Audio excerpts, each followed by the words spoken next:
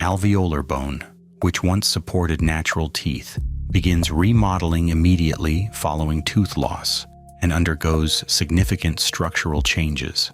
It has been well established that approximately 40 to 50% of horizontal and vertical bone loss occurs within the first few months after extraction, a process recognized as a normal physiological response.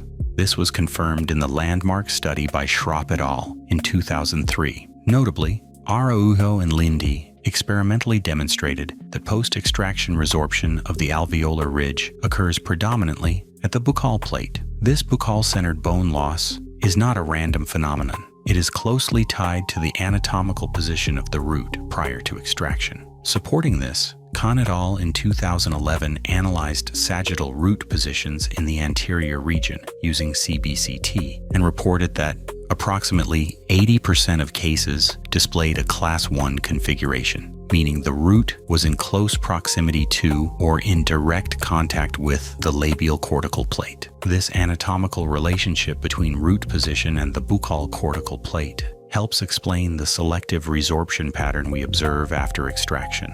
Taken together, these findings reinforce the concept that alveolar bone is inherently tooth-dependent and therefore a dynamically changing structure, not a stable foundation. Over the past 30 years, implant therapy has focused on preserving or regenerating alveolar bone to restore natural form. Buser demonstrated the potential of GBR, and Matteo Chiapasco et al. Reported clinical outcomes of bone augmentation. As these techniques evolved, prosthetic-driven implant positioning became the ideal approach, shaping bone to match the desired prosthetic outcome. As a result, bone augmentation became essential for achieving this concept. Criteria were set from the beginning to permit a certain degree of margin. While these approaches have shown certain clinical benefits, however, long-term clinical observation shows that not only residual alveolar bone, but also regenerated bone from GBR or grafting continues to remodel and restore over time. This means regenerated bone is still part of the alveolar system and remains subject to biological change. In other words, both preserved and regenerated bone are ultimately changing bone. Therefore, expecting long-term stability from this foundation has clear limitations. We understand how alveolar bone changes after extraction, yet we have continued trying to rebuild it and restore natural form through prosthetic-driven positioning. But now the question should change. Should we reconstruct a changing bone or choose bone that remains stable?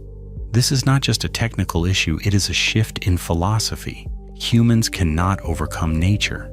By working in harmony with it and focusing on achievable outcomes, it may be more rational to select stable conditions within biological limits rather than attempting to fully control it. This approach simplifies surgery and prosthetics and leads to less morbidity, fewer complications, and more stable long-term outcomes. Ultimately, implants should not be placed based on changing alveolar bone, but on stable bone that is less affected by natural remodeling. Alveolar bone is not implant bone. Implants should not follow changing bone. They should be placed in stable bone.